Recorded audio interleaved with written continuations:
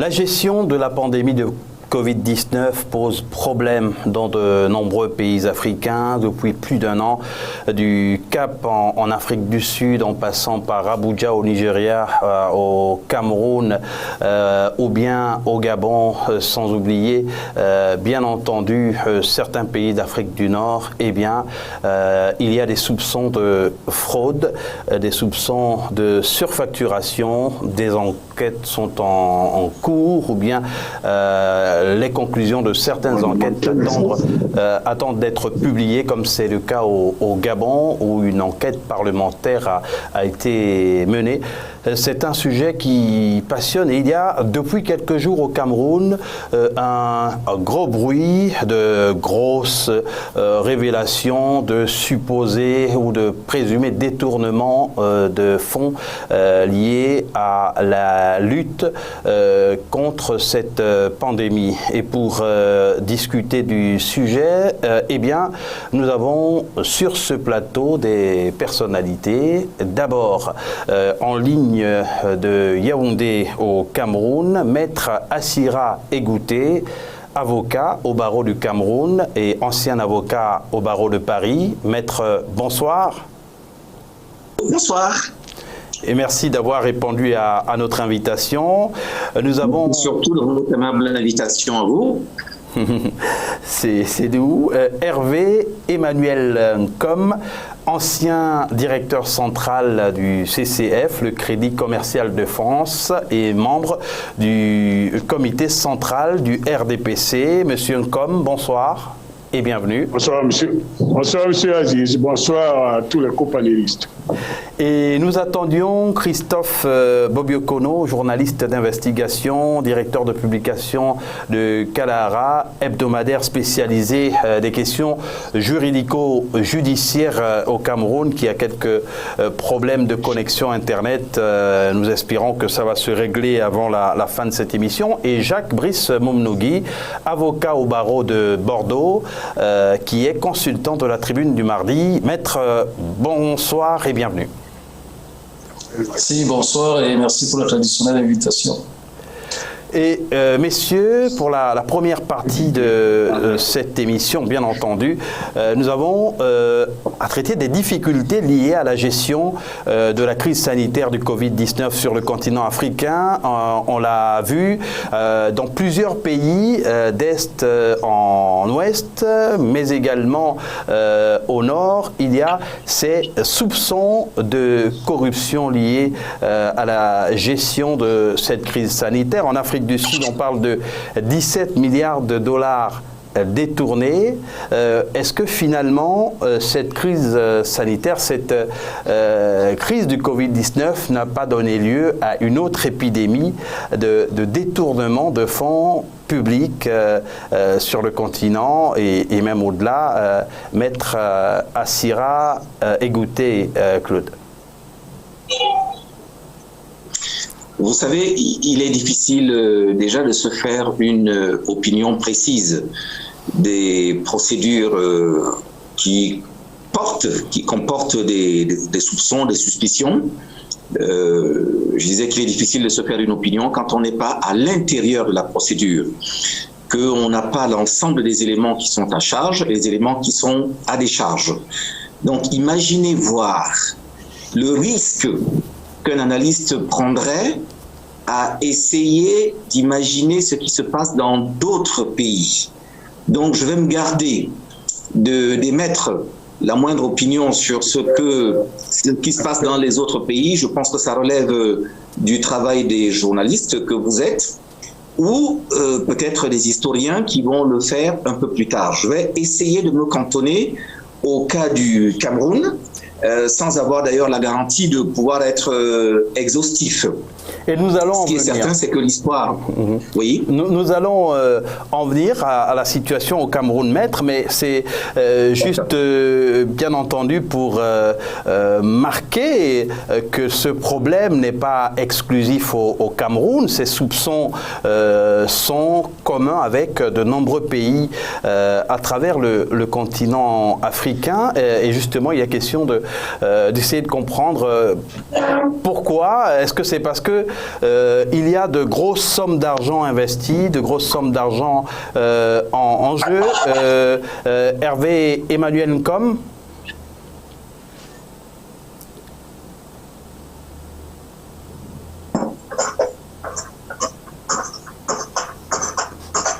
Hervé Emmanuel Nkom. D'abord, dans le cadre de l'audit, il sert. Oui, vous me suivez? Oui, nous vous entendons. Vous me suivez? Oui, parfaitement. Oui. Merci. Dans le cadre de ce qui se passe au Cameroun, c'est-à-dire que nous avons une opération, une politique globale de lutte contre la pandémie qui est pluridirectionnelle et qui a été menée d'après les organisations OMS, FMI, même les partenaires au développement, peuvent apporter leur soutien financier à cette opération. C'est la lutte contre la pandémie elle-même est très bien menée au Cameroun. Maintenant, nous avons une règle de transparence aussi dans la gestion des finances publiques. Et il y a par certains milieux des dénonciations, voire même de l'agitation, et qui troublent un peu l'explication et la compréhension de la situation globale. Il s'agit de quoi? Il s'agit d'un document que certains appellent rapport. Oui, qui, on va. N'en est pas encore. Oui. Voilà. Hervé Emmanuel Nkom, nous allons dans quelques minutes en venir à la situation au Cameroun à proprement parler.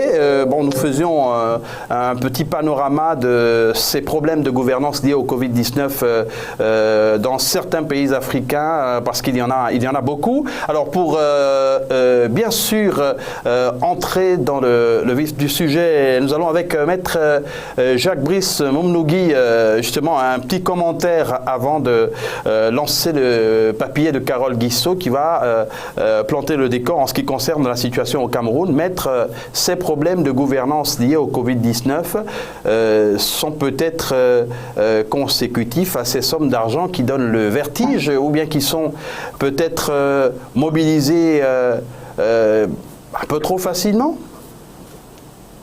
Je crois qu'il est important dans cette analyse que l'on peut faire de revenir aussi à la source. La source, c'est la mise en place de ce fonds fiduciaire ARC qui permet au FMI de lutter contre les catastrophes naturelles, plus spécifiquement les crises sanitaires, parce que c'est très récent le dispositif, et qui a donc permis une dotation à des pays en fonction du nombre d'habitants, en fonction également des difficultés que ces pays pouvaient rencontrer. Ce qui fait qu'on a vu arriver sur le continent africain, alors même que le taux de létalité en Afrique était très bas, un certain nombre important de dispositifs monétaires pour permettre de renflouer, de permettre aux États de faire face à la crise sanitaire. Je crois que ce qui est important, c'est lorsque nous entrons dans cette analyse, c'est peut-être de constater cette mise en place assez rapide, cet afflux monétaire important et qui a également amené la plupart des pays africains à mettre en place rapidement des mesures de lutte, des mesures de suivi, des mesures d'organisation de riposte qui n'étaient pas forcément les plus adaptées au continent africain en tant que lui-même, puisque c'est des mesures qu'on a vues appliquer ailleurs et qu'on a essayé de mettre en place sur le continent. Mais je crois que nous aurons l'occasion, en entrant sur le fond peut-être, un peu de voir, puisqu'il y a le cas du Cameroun, d'autres pays, ce qui a pu poser problème en termes de gouvernance qui relève des autorités de contrôle de chaque pays concerné.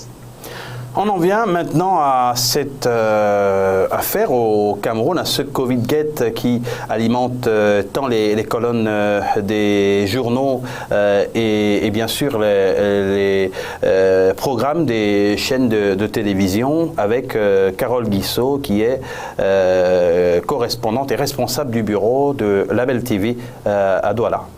Tout commence au mois de mai 2020 lorsque le conseil d'administration du Fonds monétaire international approuve une dotation de fonds à allouer à l'État du Cameroun dans le cadre de l'aide d'urgence aux pays en voie de développement pour faire face à la crise sanitaire engendrée par le coronavirus. Le pays recevra du FMI 180 milliards de francs CFA avec pour condition cependant de se soumettre à une gestion transparente de la dotation. Mais très vite, des voix vont s'élever tant du côté de l'opposition camerounaise avec un député du Social Democratic Front, en l'occurrence, que des organisations non gouvernementales telles que Human Rights Watch qui font souffler au sein de l'opinion publique des vents de soupçons de détournement des fonds anti-Covid au Cameroun. Paul Biya, président de la République, demandera au mois de mars 2021 un audit financier à son gouvernement afin de rendre compte comme convenu au FMI. Les premières notes du rapport de la Chambre des comptes, rapportées par le journaliste et lanceur d'alerte camerounais Boris Berthaud sur les réseaux sociaux, confirmeront les soupçons de détournement. Le rapport, quoique querellé par certains ministres, va tout de même aboutir à une saisie du ministère de la Justice sur haute instruction du président de la République. Et c'est le tribunal spécialisé dans les procès de détournement de deniers publics au Cameroun, le tribunal criminel spécial, le TCS, qui gère l'affaire désormais, et ce depuis le début du mois de mai. C'est ainsi qu'on apprend à travers des documents divulgués par le lanceur d'alerte que près de la moitié du gouvernement risque la prison si les accusations contre eux s'avéraient. On apprend de l'audition du ministère de la Recherche que la production de la chloroquine et de l'azithromycine par l'Institut des recherches et d'études des plantes médicinales, organisme sous tutelle du ministère de la Recherche scientifique, n'a jamais été faite sur place comme présentée, mais importée de l'Asie et reconditionnée frauduleusement au Cameroun. Des dépassements de budget et des cas de délit d'initiés dans le cadre de l'attribution des marchés publics anti-Covid au ministère de la Santé sont également rapportés. Maurice Kamto, président du mouvement pour la renaissance du Cameroun, le MRC, et principal adversaire du régime Biya, a demandé dans une adresse publique datée du 25 mai 2021 le limogeage pur et simple des ministres qui font l'objet d'auditions au TCS afin de répondre de leurs actions devant les tribunaux et d'éviter une éventuelle manipulation des preuves. Le ministre de la Communication, porte-parole du gouvernement, René Emmanuel Sadi, a indiqué dans un très récent communiqué qu'il est prématuré de tirer des conclusions alors que les enquêtes judiciaires sont en cours, qu'alors Maurice Kamto et d'autres devraient respecter le principe de présomption d'innocence dont jouissent les personnes interpellées. Maître Assira Egouté Claude, on a suivi ce sujet et on voit qu'il y a des dizaines de noms de personnalités qui sont bien sûr abondamment cités, mais il n'y a pour l'instant aucune preuve de leur culpabilité puisque les enquêtes se poursuivent seulement. Oui, je pense que c'est le jeu normal du fonctionnement de la justice. Il y a une phase préalable d'enquête qui elle-même peut trouver son origine dans la suspicion, que celle-ci soit légitime ou pas, que ce soit simplement la délation. Mais à partir du moment où des anomalies ont été signalées, il est tout à fait normal que la machine judiciaire, d'abord policière, se mette en route pour procéder aux investigations. Naturellement, dans notre contexte à nous, les choses prennent un relief qui est tout à fait différent parce que le Cameroun vit depuis des décennies sous le régime de suspicion, de détournement, de prévarication des fonds publics. On se souvient d'ailleurs qu'il y a quelques années de cela, une agence internationale a classé le Cameroun comme faisant partie des pays dans lesquels la gouvernance n'était pas véritablement au top et que chaque indicateur qui est souvent mis en mouvement semble révéler cet état de choses, ce qui amplifie donc d'autant le phénomène au Cameroun et lui donne, de mon point de vue, des proportions qui tournent pratiquement à l'hystérie. Mais je pense que jusqu'à présent, les choses se font, de mon point de vue, de façon normale. Le nombre de personnes ne me semble pas être quelque chose d'extraordinaire parce que on a pris en compte l'ensemble des départements ministériels par lesquels l'argent a pu transiter.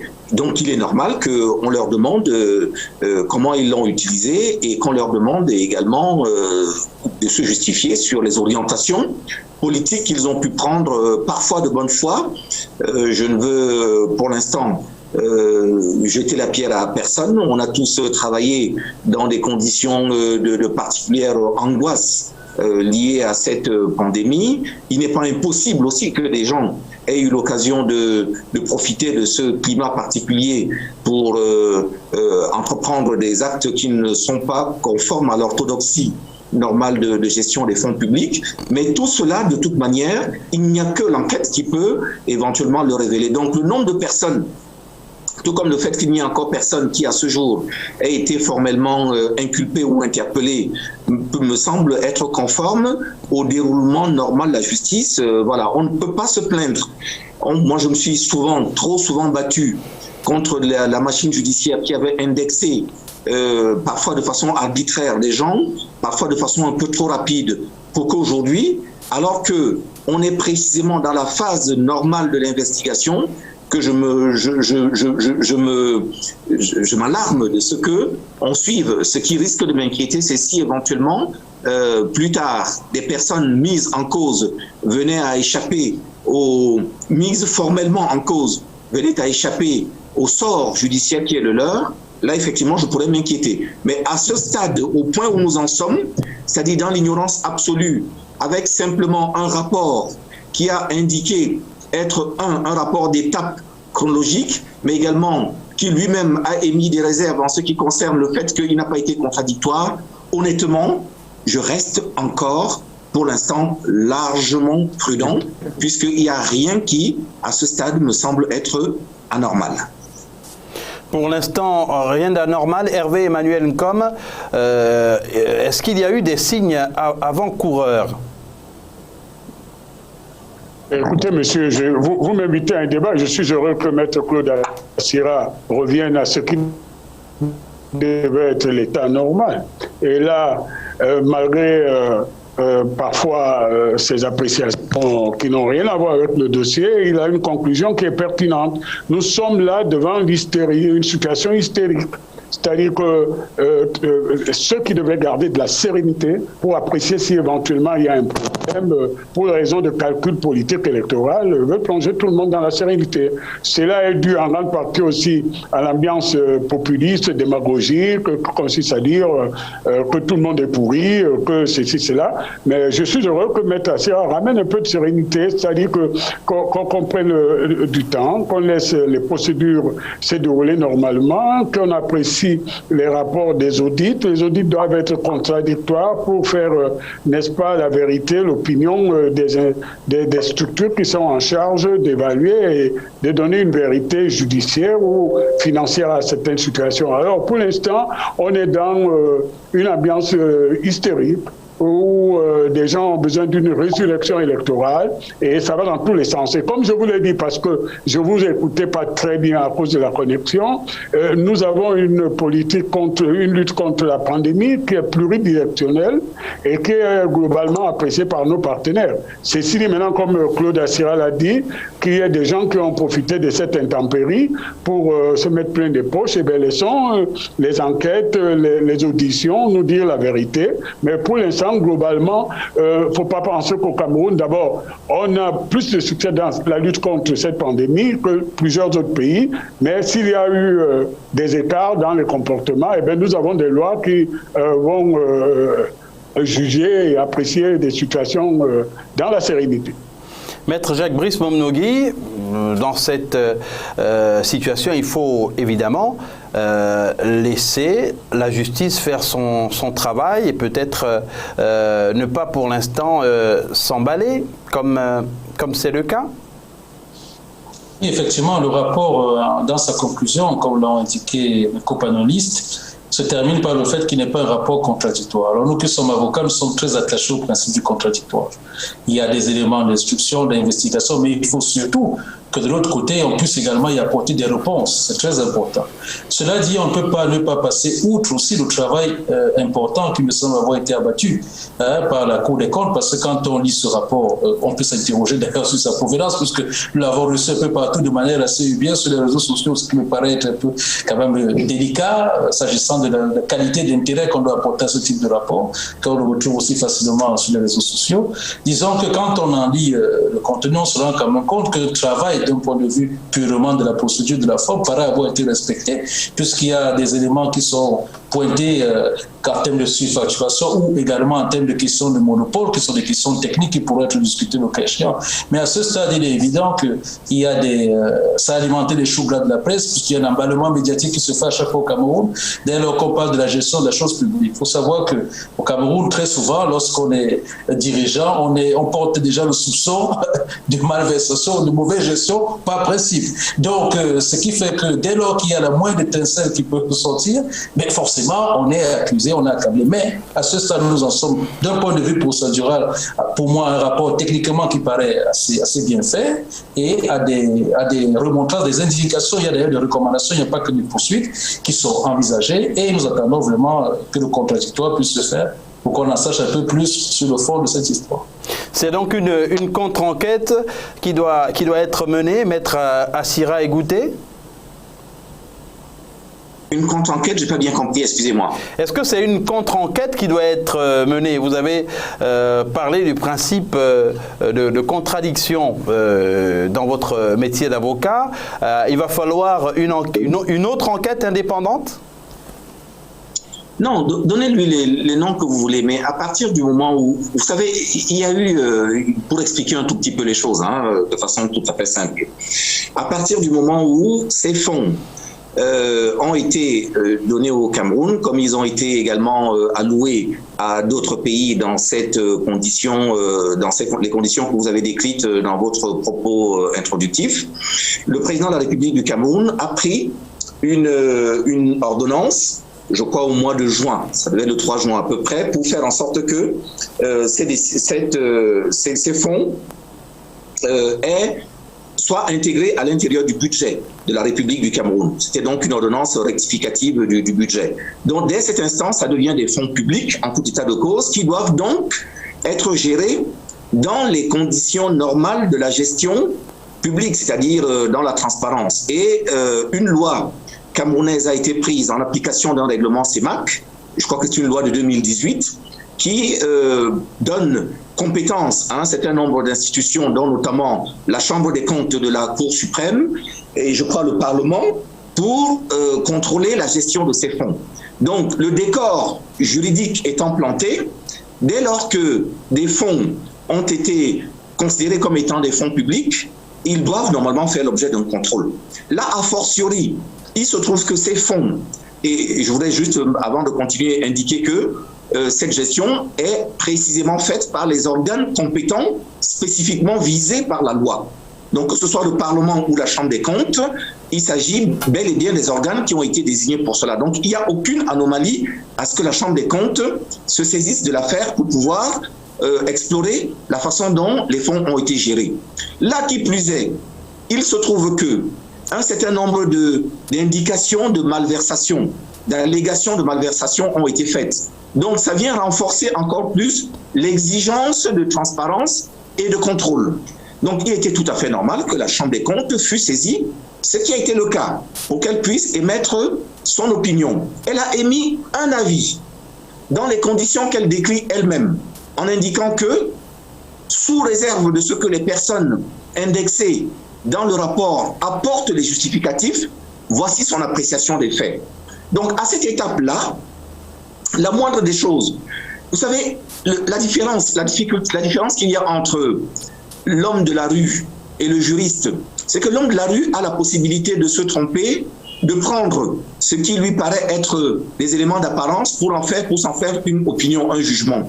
Quand on est un juriste, qui plus est un avocat, on est obligé de fonctionner sur la base des principes que les pays dans lesquels nous exerçons ont décidé de placer le fonctionnement de la justice. Or, ces pays ont dit, nous, avant de pouvoir mettre quelqu'un en cause, il y a un certain nombre d'étapes qui doivent être suivies. Et au nombre de ces étapes-là, la personne qui a été mise en cause doit à chaque fois être invitée à émettre son opinion. C'est ce qu'on a appelé le principe du contradictoire. Donc, à ce stade, n'importe lequel d'entre nous, n'importe lequel des 25 millions de citoyens camerounais avait parfaitement la possibilité, même sans qu'il n'ait aucune preuve, de faire ces allégations et prétendre qu'il y a eu une mauvaise gestion. À partir du moment où il a émis cette... Maître Claude Assira Egouté, on a quelques soucis avec la liaison téléphonique. Hervé Emmanuel Nkom, on voit justement que vous allez réagir à cette intervention. Porter son opinion. Donc on est dans cette période-là, dans ce mouvement. C'est la raison pour laquelle, je ne sais pas si vous l'appelez contre l'enquête ou pas, on est juste dans la phase normale, le déroulement normal de la procédure, où une allégation doit pouvoir être vérifiée, contrôlée par les personnes qui ont compétence pour ça, et nous attendrons avant de pouvoir nous faire une opinion. Hervé Emmanuel Nkom, on précise bien entendu que c'est un dossier que vous suivez de très près, comme tous les autres acteurs politiques camerounais. La gestion de la crise sanitaire du Covid-19 au Cameroun vous paraît jusqu'à présent suffisamment claire, irréprochable? Écoutez, M. Aziz, je souhaite qu'on ne tombe pas dans le juridisme, parce que sinon je serai largué. Si on commence à juxtaposer le problème du Covid-19 et surtout le stade dans lequel nous sommes avec les procédures judiciaires, évidemment, Maître Assira a raison, mais les mots ont un sens dans la langue française. Le document de la Cour des comptes n'est pas une enquête, c'est un audit. Absolument. Et c'est un audit à un stade préalable. Écoutez, là, c'est l'aspect financier que nous parle. Je ne suis pas avocat. Donc, c'est un audit et nous avons plusieurs institutions qui concourent, qui participent à la transparence, au contrôle des finances publiques. D'accord? Et il n'y a pas que la Cour des comptes, il y a le contrôle supérieur de l'État et d'autres institutions en cas de soupçon de blanchiment ou de crimes financiers. À ce stade-là, c'est un accord entre le Cameroun et les bailleurs de fonds, c'est-à-dire qu'une institution, un audit indépendant, ça n'a pas été mentionné au Cour des comptes, doit être fait et cet audit doit être rendu public. On ne rend pas public quelque chose qui est simplement un document de travail. Ça, c'est la première chose. D'ailleurs, pour l'information de vos téléspectateurs, le Fonds monétaire international conteste, refuse la pertinence de ce document en demandant à ce qu'on passe par une autre institution. Fonds monétaire international qui, entre-temps, a conclu un autre programme avec le Cameroun et j'espère que les autres vous le diront. Donc, pour revenir à cette affaire, en fait, ce qui fait le buzz, c'est l'agitation faite autour d'un document qui a fuité. Et ça pose un problème de sécurité nationale où des documents qui servent de travail dans des questions très sérieuses arrivent prématurément dans le débat public et ça va dans tous les sens. Et c'est ça qui pose l'actualité de cette affaire qui a en fait, excusez-moi, quelle que soit le montant de milliards que ça représente, le désordre que comporte cette publicité, c'est une tempête dans un verre d'eau. Donc vous me demandez si...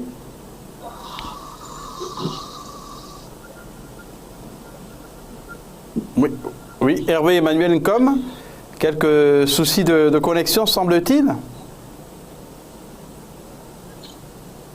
L'OMS, le FMI et la Banque mondiale, ce qui n'exclut pas le contrôle est un acte naturel de gouvernement. Le contrôle est bien sûr tout à fait normal, ça permet d'évaluer tout ce qui se fait. Et bon, évidemment, il y a beaucoup de choses qui se sont dites. On aurait aimé avoir sur ce plateau également virtuel Christophe Bobiokono qui nous aurait dit davantage, lui qui est journaliste d'investigation et directeur de publication d'un journal, d'un hebdomadaire spécialisé. Maître Jacques-Brice Momnogui, il y a évidemment dans tout ce qui est dit des soupçons de manipulation. On a entendu Hervé Emmanuel Nkom s'exprimer, des soupçons de manipulation. Il se trouve également que certains, selon pas mal de versions, en profitent pour essayer de régler des comptes. Mais quel enseignement tirer de cette situation, puisque nous avons, pas seulement au Cameroun, ces problèmes de gouvernance qui se répètent? Oui, ce qu'on peut déjà tirer les enseignements pour l'instant de la crise sanitaire, je pense que le temps nous le donnera, c'est peut-être un peu précipité. Mais ce qui est certain, c'est que la gestion elle-même de la crise sanitaire, d'un point de vue mondial, au regard des politiques qui ont été envisagées, peut être portée à critique. De même que la réception de fonds ou l'allocation de fonds spéciaux à des pays pour lesquels, j'insiste là-dessus, le taux de létalité n'est pas catastrophique, on s'interroge également cet intérêt d'un point de vue politique purement du FMI ou cette passion pour les pays africains qu'on voudrait absolument aider en période de grande crise de pandémie. Mais cela étant dit, ce rapport quand même, quoi qu'il en soit, je suis d'accord avec M. Emmanuel, comme sur le fait qu'il n'est pas admissible que le document aussi sensible se retrouve sur les réseaux sociaux, d'autant plus qu'effectivement, nous sommes à un stade de l'audit, d'une procédure encore pour l'instant, qui n'étant pas contradictoire, aurait nécessité un peu de sérénité. Nous sommes également attachés à la sérénité d'une procédure, qu'elle soit inquisitoriale, qu'elle soit audite, de toute façon, d'une procédure d'investigation. Cela étant dit, aujourd'hui, nous avons quand même... et c'est ce qu'on peut saluer, c'est que les États africains, de plus en plus au Cameroun en particulier, se font le devoir quand même de certaine transparence et le fait au moins que les institutions comme la Cour des comptes ou d'autres puissent, à l'issue de la gestion du budget, mettre en place des procédures de contrôle, des procédures de suivi des vérifications doivent également être saluées. Sur le fond, on peut également noter qu'à ce stade, lorsqu'on parle de dépassement, tout ce qui peut donc alimenter les choux gras, tout ce qui a pu créer beaucoup de passion aujourd'hui au Cameroun ou ailleurs, c'est le fait qu'on parle de dépassement de budget. Mais il faut savoir que d'un point de vue comptable, une ligne qui est budgétisée n'est pas forcément la ligne qu'on a à l'arrivée. Tout dépend des nécessités qu'on a pu, des facturations qu'il y a pu avoir et des aléas qu'il y a pu avoir. Donc à ce stade, ce que l'on qualifie juridiquement, ce que les journalistes qualifient de surfacturation établie, n'est encore qu'un dépassement de lignes budgétaires qui reste à démontrer lorsque l'on le contradictoire, si elles ont été bien sûr justifiées par des dépenses qui ont été nécessitées. Par exemple, quand on parle du dit budgétaire en ce qui concerne l'arrivée des voyageurs au Cameroun, on ne sait pas combien de voyageurs on aura qui vont arriver au Cameroun sous la période considérée, donc ça peut également être justifié, ce genre de poste-là, par les dépassements de lignes budgétaires. Il y en a également d'autres. Donc je crois qu'à ce stade, c'est qui est tout l'intérêt de ce débat peut-être aujourd'hui, c'est déjà d'abord de saluer le respect des procédures et s'interroger également en termes de gouvernance, lorsqu'on aura un rapport définitif, ce qu'on peut faire pour améliorer bien sûr la gouvernance dans ce pays. Et nous savons bien que la question de gouvernance est fondamentale en Afrique, elle est même essentielle, et que les États africains, il y a des efforts qui sont faits, mais sont souvent pointés par leur absence de clarté. Et aujourd'hui, on peut quand même saluer que dans le cadre de cette procédure, il y ait déjà une institution de contrôle de la gestion de ces fonds. On en vient justement à la deuxième partie de cette émission qui est consacrée à la conséquence de cette ambiance, de ce climat, de toutes ces procédures. On a besoin, Maître Claude Assira-Egouté l'a souligné, de sérénité pour pouvoir conduire les affaires dans ce contexte de crise sanitaire. Mais est-ce que finalement ça ne va pas porter un coup à la sérénité ambiante que d'avoir toutes ces affaires qui explosent au même moment? Vous ne me posez pas explicitement la question, mais franchement, j'avoue que si vous m'aviez interrogé là-dessus, moi je vous dirais que je suis plutôt entièrement réjoui de la bombe, l'effet bombe de cette affaire. Parce que n'oubliez pas que cette loi, pour vous dire à quel point le gouvernement lui-même a éprouvé la nécessité de la transparence. On a dû prendre une loi en juillet 2013, ça va faire bientôt 3 ans, qui porte explicitement le nom de loi sur la transparence, la bonne gouvernance. Bien. Donc, l'exigence de transparence est une exigence qui est de plus en plus forte aujourd'hui. La personne qui est souvent la plus grande victime, c'est le peuple. Je ne vois aucune difficulté à ce que ce peuple puisse être informé. Au demeurant, il ne s'agit pas d'élucubration d'un citoyen lambda ou éventuellement que je suis, du citoyen lambda que je suis, ou encore de l'avocat. C'est la loi elle-même qui indique que le rapport qui est transmis par la Chambre des comptes au président de la République doit être rendu public. Donc, je suis content qu'il y ait cette publicité, je suis content qu'il y ait cette prise en compte que le dirigeant qui va être désormais en charge de biens, de deniers publics, puisse s'interroger pendant un certain temps sur l'effet que pourrait avoir éventuellement un acte de mauvaise gestion qu'il aurait pu entreprendre. Il n'y a que le regard extérieur qui empêche qu'on se retrouve entre amis. Donc, celui qui a, pour répondre plus directement à votre question, celui qui n'a rien à se reprocher ne pourrait pas du tout se formaliser, être inquiet du regard qui peut être posé sur sa gestion. Donc, franchement, arrêtons les pudibonderies et admettons qu'il est important, il est fondamental et il n'y a pas d'autre façon d'y arriver que de pouvoir braquer sur les yeux des gestionnaires, sur la façon de gérer les yeux de ceux qui sont finalement les seuls véritables juges, c'est-à-dire le peuple. Pour moi, ça ne me dérange pas. Ça ne me dérange Alors, pas. Hervé Emmanuel, comme est gêné plutôt par la tournure que prend cette affaire? Écoutez, gêné, non. Je suis gêné d'entendre des propos d'un de nos plus brillants juristes, Claude Assera, qui est un ami, prendre le parti de la justice populaire, de l'agitation, qui en réalité est une récompense et une prime donnée à la démagogie et au populisme. Le juge Claude, la justice a besoin de sérénité. Et même en Corée du Nord, je ne suis pas sûr que ce soit la justice.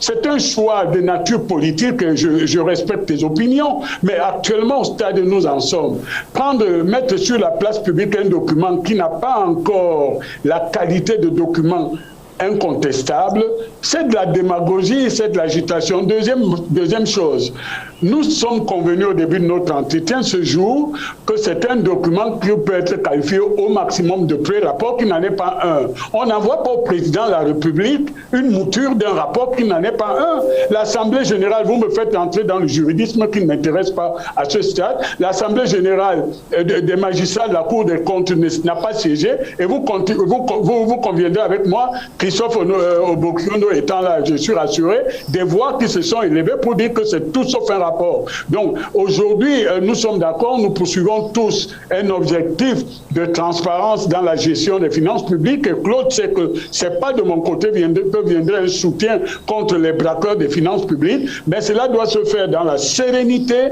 doit se faire dans le respect des règles de la confidentialité et de la prudence. Je finis en disant une chose, les grandes démocraties au Moyen-Âge, au siècle dernier, au 19e siècle, sont tombées. L'anarchie a pris le pas lorsque des hommes intelligents ont pensé qu'on pouvait on pouvait condamner avant de juger. C'est quelque chose de totalement inacceptable et qui me fait sursauter quand ça vient de la bouche d'un de nos meilleurs avocats dans nos territoires.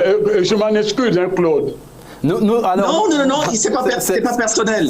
Et je pense que ça n'enlève absolument rien du tout, ni à l'estime que je peux avoir pour toi, et j'espère réciproquement. Mais ce que je voudrais indiquer, c'est que le peuple, parfois, a souvent été effectivement le moteur de beaucoup de révolutions qui se sont révélées elles-mêmes positives. La Ve République est le fait d'un mouvement populaire en France. Absolument. Mais nous avons Christophe... Oui, pour être plus... Pour rester dans le sujet, moi je renvoie simplement rapidement, on a Christophe Bobiokolo qui est là. Qui dit elle rend public tous les rapports qu'elle transmet au président de la République. Les rapports, lorsque le document a qualité de rapport. Et ne me fais pas le coup des avocats qui sont allés au Conseil constitutionnel montrer un chiffon en disant que c'était une décision de justice. Messieurs, tu sais très bien, Christophe peut nous dire... Hervé Emmanuel, comme on va permettre à Christophe Bobiokolo, qui nous a rejoint, bien sûr, d'intervenir. On rappelle qu'il est journaliste d'investigation, directeur de publication de Kalara, qui est l'hebdomadaire camerounais spécialisé dans les questions juridico-judiciaires. Hervé Emmanuel Nkom, merci donc de nous avoir rejoints. Cette affaire... Christophe, s'il vous plaît. Pardonnez-moi, Christophe Bobiokolo. Christophe Bobiokolo, justement, qui est journaliste d'investigation. Vous êtes au cœur de cette affaire parce que c'est un donneur d'alerte qui a été, bien sûr, au centre de ces révélations. Est-ce que ça vient remettre en cause les méthodes qui sont utilisées parfois dans votre domaine de compétences? Bien sûr, mais je vais d'abord m'excuser pour mon arrivée tardive dans votre émission qui est due aux difficultés techniques. Alors, je pense que sur la question que vous posez, je suis très proche de Hervé. Et c'est pour cela que nous, à Kalara, nous n'avons pas exposé outre mesure les informations qui sont révélées à gauche, à droite concernant l'audit, entre guillemets, de la Chambre des comptes. Une raison simple, c'est que le document qui a circulé, qui a servi de base à la note qui a été présentée au chef de l'État pour obtenir son autorisation, c'est vrai que c'est une curiosité. Pour engager les poursuites judiciaires, est un document, c'est un pacte. Si c'est un document de la Chambre des comptes, c'est un document interne de la Chambre des comptes qui n'est même pas signé, tout le monde a pu le voir, qui est un document provisoire, c'est ainsi dit dans le contenu de ce document-là. Et c'est un document qui avoue lui-même que les enquêteurs, les auditeurs n'ont pas procédé au contradictoire, c'est-à-dire qu'ils ne sont pas repartis vers les personnes qui sont susceptibles d'avoir posé des actes répréhensibles ou en tout cas des actes problématiques pour essayer d'avoir leurs explications avant de consolider le rapport. Il faut savoir que c'est hier que les juges des comptes de la Chambre des comptes sont réunis en Chambre de conseil pour démarrer l'adoption du document final qui est donc le rapport général de l'audit. Et les travaux se sont arrêtés à 15h30 hier parce que le procureur général a demandé un temps pour faire ses réquisitions. Donc il y a un renvoi. C'est probablement jeudi prochain, donc le 3 juin, que la Chambre des comptes se réunit à nouveau pour adopter finalement le rapport. Et c'est ce rapport-là qui devra être rendu public. Et c'est sur la base de ce rapport-là qu'on devra, me semble-t-il, engager. S'il y a des éléments, comment je veux dire ça, infractionnels par rapport à la loi pénale, qu'on devrait saisir les tribunaux pour cela.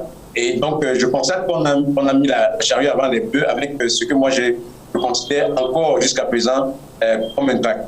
Évidemment, ce qu'on constate aujourd'hui, c'est que plus personne ne travaille parmi les ministres qui sont plus ou moins impliqués ou indexés dans le document qui était simplement peut-être un pré-rapport ou bien un document interne à la Chambre des comptes, parce que tout le monde s'est rué vers les réseaux sociaux où on distille les informations, c'est-à-dire qu'en même temps que la police judiciaire, les officiers de police judiciaire du tribunal criminel spécial auditionnent les suspects, nous avons un flot d'informations qui viennent comme cela et ça ne fait même pas l'affaire de la Chambre des comptes, dont les rapports jusqu'ici, les rapports n'ont jamais été contestés. Pour la première fois, ce supposé rapport-là est contesté. Donc, j'attends vivement que le rapport soit adopté. Mais d'où peut venir...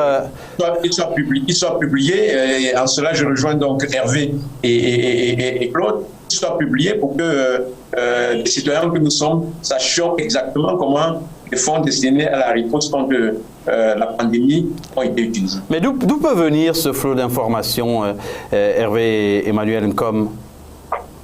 Il y a des informations. Il y a deux possibilités. Ça peut être sur le plan extérieur. Je vous ai dit, il y a une ambiance de ceux qui ont une panne électorale, qui n'ont pas été aux élections et qui ont besoin de passer le désert des 4 années ou 5 années en animant, n'est-ce pas, le populisme. Mais ça peut être aussi, et ça, Bobby et Claude ne vont pas être surpris, ça peut être aussi des éléments dans nos rangs qui ont créé une ambiance avec des agendas plus ou moins cachés. Et bon, tout cela participe à une sorte de trouble à l'ordre public et qui peut poser un problème sur le respect de l'autorité de l'État. Donc, les documents fuitent, et là, ça fuitait d'une façon organisée à travers la bouche d'un aboyeur public bien connu, même si c'est du haut de la tribune de l'Assemblée, et du coup, ça met l'autorité de l'État. Bobi Okono, qui connaît très bien ces institutions, vous dit qu'il y a des gens qui ne travaillent plus,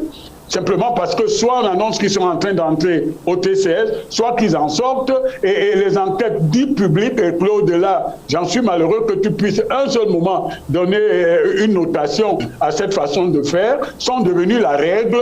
On poursuit tes familles. J'ai entendu, Claude était face à un excellent HEC, chef traditionnel, je peux le citer plus, c'est un ami comme nous tous, Célestin Bézigui, qui a osé dire à Claude que c'est un flagrant délit parce qu'on a dit que c'est comme ça qu'on a dit. Vous voyez dans quel système on veut nous faire entrer? C'est inacceptable, et je suis rassuré que les sentinelles comme le Bobi Okono ne cèdent pas à ce problème. Et ce jour, j'étais fier de mon amitié avec Claude parce qu'il a arrêté tout de suite Célestin Bézigui en lui disant que la définition du flagrant délit est autre chose que la marchandise électorale et politique. Maître Jacques-Brice Momnogui, est-ce qu'on est dans une situation qui pourrait laisser penser qu'il y a une tentative chez certains d'installer une forme d'anarchie? Oh, je n'irai pas jusque-là, ce serait trop me donner des pouvoirs ou des compétences, je n'ai pas, mais je vais quand même revenir sur ce qui est important, sur la sérénité quand même des débats. C'est très important, on ne peut pas passer outre la sérénité des débats. On sait que, d'ailleurs, c'est l'un des piliers également du principe de la présomption d'innocence. Il ne faut pas l'oublier, parce que dès lors que les documents sont déjà balancés à public et que dès lors qu'on pointe déjà du doigt accusateur une personne, cela lui devient difficile de se défendre. On a également assisté à autre chose depuis la publicité de ces documents, c'est le fait qu'il y a également des accusations de tout genre, des indexations de plusieurs personnalités politiques au Cameroun, je ne vais pas te les citer, qui seraient ou pas dans le Covid-gate, ce qui fait que finalement des individus qui ne sont même pas poursuivis se retrouvent à se défendre d'être potentiellement dans un document dont on a dit qu'il serait dedans. Vous voyez, tout cela quand même ne sert pas la justice. Je crois qu'effectivement, un document, avant d'être publié, même dans le cas de l'arbitrage international, Claude le sait très bien, même la Convention de transparence des Nations Unies a prévu la publicité de l'arbitrage en y mettant des réserves, en réservant une publicité contrôlée, parce qu'on ne peut pas rendre tout public de cette façon, sinon on tombe véritablement dans le populisme de base, c'est-à-dire une accusation par journal, ce qu'on a vu avec les grandes affaires que nous avons pu connaître. Mais ce qui est important, je parlais de l'affaire Dreyfus notamment, qui avait été indexée de cette façon. Ce que je veux dire simplement, c'est que ici, le plus fondamental aujourd'hui, c'est vraiment, on nous annonce la publication d'un rapport qui serait cette fois-ci un rapport signé, c'est pas anodin, hein, ce que mon frère donc c'est sur la base d'un tract que la toile s'est emballée. Non, mais en ce qui concerne les agendas cachés, moi je ne connais pas les agendas des uns des autres. Je peux simplement indiquer un proverbe danois qui dit nécessité fait Jean méprendre et faim fait sortir le loup du bois. Donc lorsqu'on a un événement de ce genre, on se demande quelle est la nécessité, quel est l'intérêt d'avoir finalement ce genre de fuite, entre guillemets, et quel est l'intérêt de ces publicités. On peut se poser la question. Et on précise, on rappelle au passage, et c'est important, que d'autres pays sont également concernés, bien sûr, par ces soupçons de malgouvernance des fonds mobilisés pour la lutte contre le Covid-19. Une enquête parlementaire, on le rappelle, a été menée au Gabon, et les conclusions de cette enquête n'ont pas été publiées encore. Nous avons, bien sûr, dans le cadre de cette émission, joint un député de l'opposition, rapporteur dans cette commission, qui, bien sûr, s'est gardé de tout commentaire et a indiqué que la publication du rapport devrait se faire par le président de l'Assemblée nationale. Donc, bon, évidemment, dans la presse, on a lu de nombreuses versions, des soupçons également amplifiés. Alors, au Cameroun, on a quand même on est dans une phase qui inquiète certaines personnalités politiques, Christophe Bobiokono. Avant de revenir aux inquiétudes des personnalités politiques, il faudrait peut-être apporter deux petites précisions par rapport à ce que disait Hervé tout à l'heure. D'abord, il faudrait savoir que si un document interne à la Chambre des comptes, qui n'est pas un document officiel, se retrouve à faire l'objet d'une note adressée au président de la République et obtient l'autorisation du président de la République pour, comment je peux dire ça, le déclenchement des procédures judiciaires, c'est quelque chose d'anormal. Tout à fait. Et de là que vient le problème, c'est pas dans les réseaux sociaux que vient le problème, c'est de là que tout part. Et on pourrait davantage se questionner parce que l'audit qui est mené, elle est par Chambre des comptes, dont les procédures prévoient que lorsque la Chambre des comptes tombe sur des données qui pourraient laisser croire qu'il y a eu violation de la loi pénale, le procureur général près la Cour suprême saisit lui-même le ministre de la Justice et c'est la vaut plainte. Or, dans le cas d'espèce, vous voyez le circuit du document que j'appelle toujours tract, qui va de la Chambre des comptes, qui arrive sur la table du chef de l'État de manière informelle. Et je peux dire que j'ai lu copie de la note qui a été adressée au chef de l'État, c'est bien précisé que c'est arrivé de manière informelle et réussi à déclencher une opération qui déstabilise tout le gouvernement parce que vous avez le Premier ministre, les ministres à gauche, ainsi de suite, qui sont mis sur la sellette et les membres du gouvernement qui commencent à se débattre sur la place publique. C'est au cœur même du système, me semble-t-il, qu'il y a problème. Ce n'est pas dans les réseaux sociaux, mais simplement parce qu'il y a une soif d'information et que certains ont peut-être une soif d'être des vedettes, qu'il y a ce que nous voyons dans les réseaux sociaux. Mais je crois que c'est au cœur du système qu'il y a ces problèmes-là. En attendant, oui, j'ose espérer qu'avec, comment je peux dire ça, l'adoption probable du rapport d'audit jeudi prochain, le procureur général près la Cour suprême pourra donc saisir officiellement, donc porter plainte aux personnes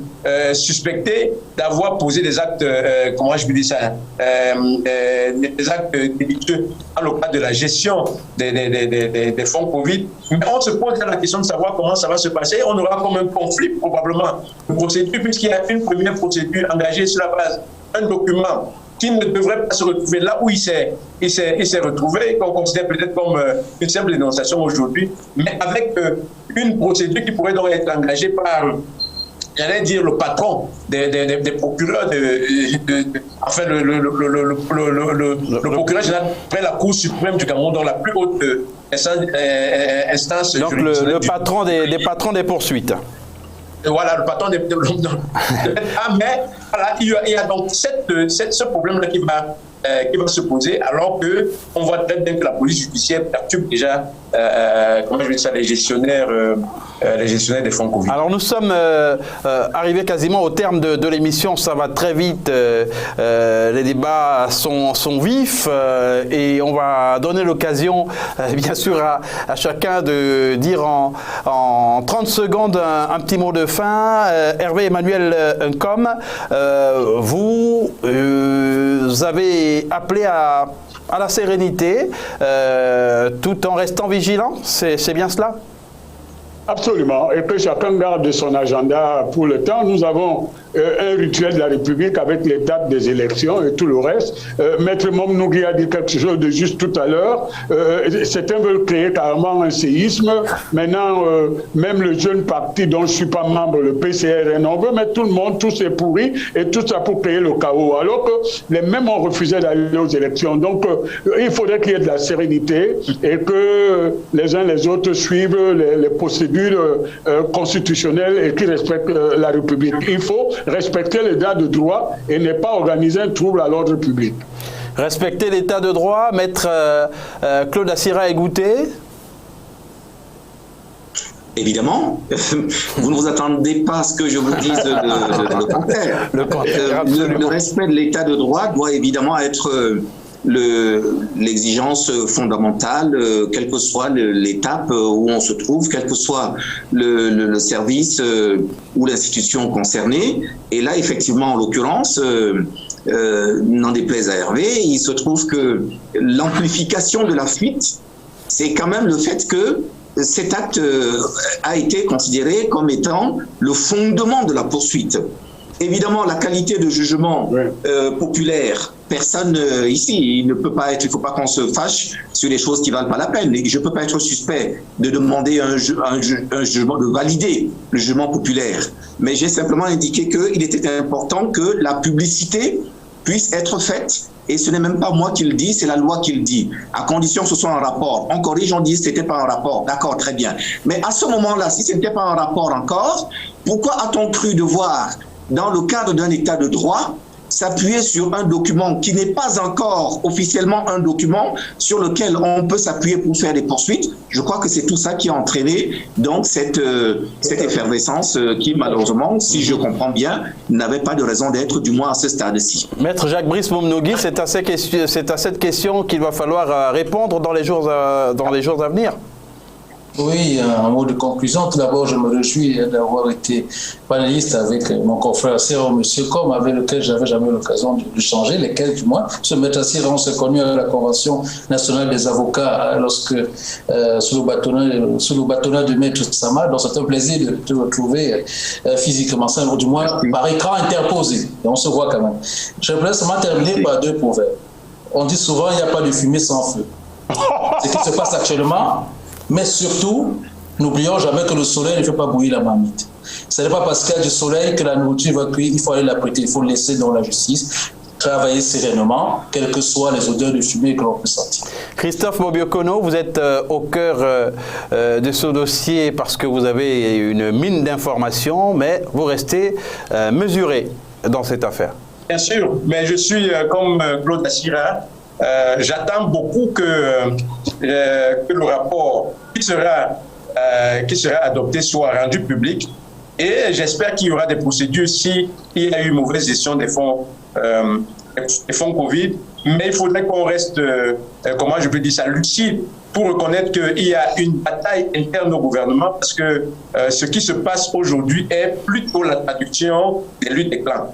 Donc, on le voit en regardant très bien dans les réseaux sociaux et dans les colonnes des journaux, on voit très bien qu'il y a des camps de membres du gouvernement qui attaquent les autres et les autres qui rendent des coups. On voit comment des responsables de département s'attaquent à leurs collaborateurs, les collaborateurs qui jettent trop de bananes au patron. Donc, je crois que c'est cette ambiance-là, c'est plus une affaire interne, me semble-t-il, j'allais dire à l'administration, au gouvernement, qui embrase totalement la toile plutôt que ce qu'il pointe toujours, Hervé, le doigt sur le parti politique qui n'est pas parti aux élections.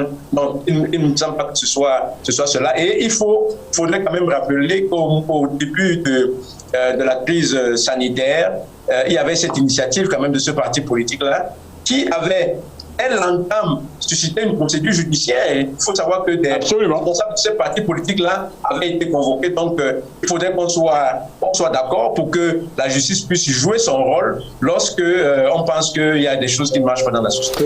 Merci beaucoup, messieurs. Merci d'avoir été sur ce plateau virtuel avec un débat, on le rappelle, vif, puisqu'on n'a pas vu l'heure passer. Merci à Maître Assira Egouté. On rappelle que vous êtes avocat au barreau du Cameroun, ancien avocat au barreau de Paris, Hervé Emmanuel Com, ancien directeur central du CCF, Crédit Commercial de France et membre du comité central du RDPC, Christophe Bobiokono, journaliste d'investigation, directeur de publication de Kalahara, hebdomadaire camerounais spécialisé des questions juridico-judiciaires, et maître Jacques-Brice Momnogui, avocat au barreau de Bordeaux. Merci d'avoir enrichi le débat de la tribune du mardi sur la belle radio et télévision, votre chaîne panafricaine internationale. Très bonne suite de programme.